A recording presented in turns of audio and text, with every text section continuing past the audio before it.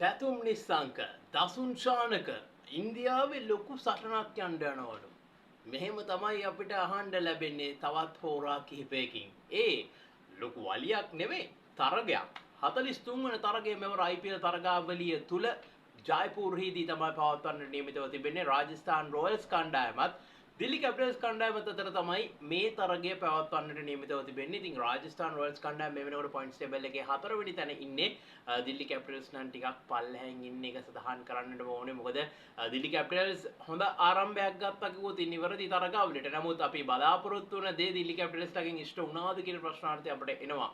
හැමතිස්සෙම මොකද විශේෂයෙන්ම අපි ගත දෙන්නේ එහෙම Delhi capital batting line up එක ගත්තත් බැටිං ඕඩර් එක ගත්තත් යම් විදියක සාධනීය දක්ෂතාවයන් තිබෙන්නා වූ සහ විවිධ අවස්ථාවන් වලදී දක්ෂතා අතරට ආපු පිතිකරුවෝ ඉන්න පන්දුවවන්නෝ ඉන්න කණ්ඩායමක් තමයි මේ කණ්ඩායම. බොහෝ දුරට විශේෂයෙන්ම අපි කතා කළ යුතු කාරණා කිහිපයක්ම තිබෙනවා මේ තරගය තුලදී. ඒ පිළිබඳව අපි ඉස්සරහට කතා කරමු. ඔබ දන්නවා සුපුරුදු පරිදි අපි මුලින්ම යන්නේ රීසන්ට් ෆෝම් එක දිහාවට. රාජස්ථාන් රොයල්ස් අවසන් තරග පහෙන් දෙකක් දිනලා තිබෙනවා. විශේෂයෙන්ම සඳහන් කරන්නට ඕනේ අන්තිම ජයග්‍රහණය තමයි මෙතනදී මම නම් දකින්නේ.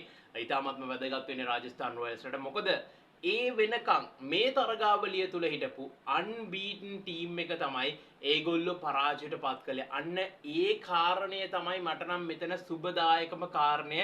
රාජස්ථාන් රොයල්ස් ලව උඩින් තියන්න මම මේ තරගය තුලදී. මොකද දිල්ලි කැපිටල්ස් ගත්තාම අන්තිම තරග කිහිපෙම තරම් හොඳට ඒගොල්ලෝ කරේ නැහැ.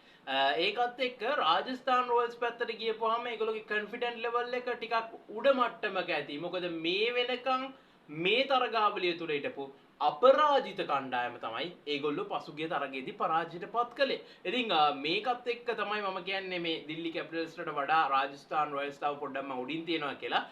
ඒ වගේම තමයි අපි ගත්ත රීසන්ට් හෙඩ් ටු හෙඩ් හිස්ටරි එක අවසන් තරග පහෙන් දෙක බැගින් කණ්ඩායම් දෙකම අවසන් හෙඩ් ටු හෙඩ් තරග පහෙන් ජයග්‍රහණය කළා තිබීමත් විශේෂත්වයක්. ඉතින් ඒක හොඳ දෙයක්, ඒක පොසිටිව් දෙයක් කණ්ඩායම් දෙකටම. හැබැයි කියන්නට ඕනේ රාජස්ථාන් රොයල්ස් වලට පොඩි බරක් තිබෙනවා. ඒ කියන්නේ මේකේ තරාදියේ පැත්ත ටිකක් වැඩිපුර රාජස්ථාන් රොයල්ස් පැත්තට තමයි තියෙන්නේ කියන කාරණේ සඳහන් කරන්න ඕනේ.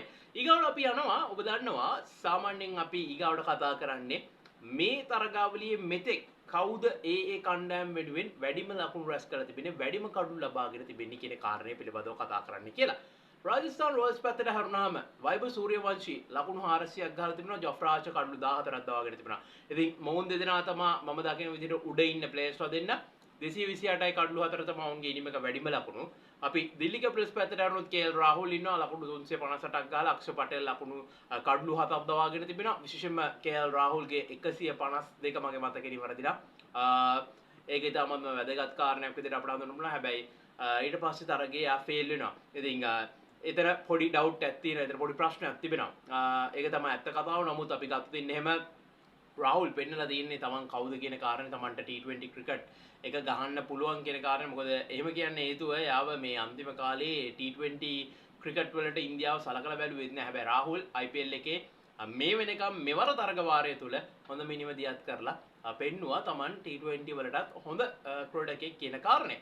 264යි කඩලු 2යි දිල්ලි කැපිටල්ස් කණ්ඩායමේ ඉනිමක වැඩිම ලකුණු. විශේෂයෙන්ම මම මෙතන උඩ තියන්න හේතුව රාජස්ථාන් රොයල්ස් තව මේ දිල්ලි කැපිටල්ස් 264ක් ගහන්නේ පංජාබ් කිංස්ලට. හැබැයි ඒගොල්ලෝ ඒකත් චේස් ඩවුන් කළා දිල්ලි කැපිටල්ස්ට එරෙහිව.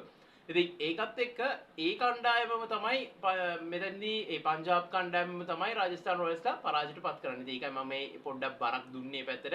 නැතුව මේ අපේ අපි කියනවා අපි කැමැත්ත නෙමෙයි ඒක. අපි ඒගොල්ලෝගේ performance පැත්තට stats පැත්තට එක බලලා තමයි ඒක කිව්වේ කියන කාරණේ සඳහන් කරනවා. ඉතින් overall head to head තරග 30ක් පවත්වලා තිබෙනවා. රාජස්ථාන් රොයල්ස් කණ්ඩායම 15ක් දිනදී 14ක් දිල්ලි කැපිටල්ස් දිනලා තිබෙනවා.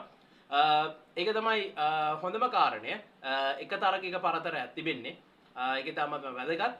ජයපූර් වල තරග 7ක් පවත්වලා තිබෙනවා. ඉන් දෙකක් දිල්ලි කැපිටල්ස් දිනද්දී රාජස්ථාන රොයල්ස්ලා තරග 5ක් දිනලා තිබෙනවා. ඉතින් ජයපූර් වල වාසියත් රාජස්ථාන් රොයල්ස්ලට තමයි තියෙන්නේ. හැබැයි මේක අලුත් තරගයක්. ඉතින් ඉතිහාසයේම වෙලා මේ තරගය විදිහට ක්‍රඩා කරෝතින් දිලි කැපිටල්ස්ටත් නැවත පිබිදීමකට ලක් කරන්න පුළුවන් කියන කාරණේ සඳහන් කරන්න ඕනේ. මේ වෙනකන් ජයපුර වල තරග 134 පවත්වලා ප්‍රථමයෙන් පන්දුවට පහර දුන්නු කණ්ඩායම තරග 53ක් දිනදී 79ක් දෙවනුව පන්දුවට පහර දුන්නු කණ්ඩායම ජයග්‍රහණය කළ දුන්නා. 154 තමයි ෆස්ට් ඉනින්ස් ඇවරේජ් ටෝටල් එක.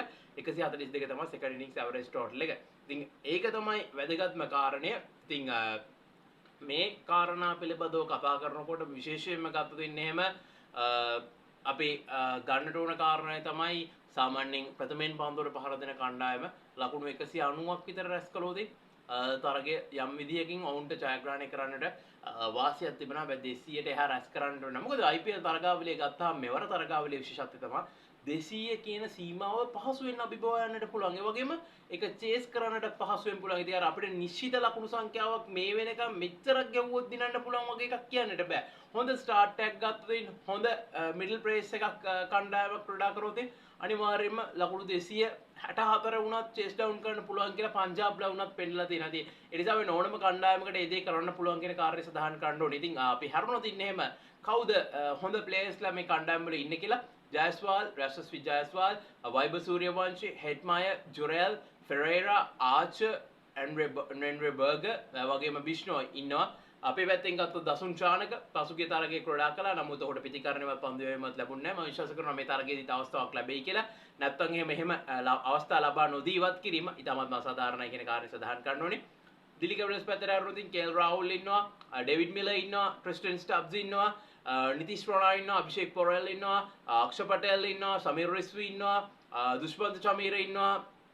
එතනින් එහාට ගියපුවාම නටරාජන් ඉන්නවා.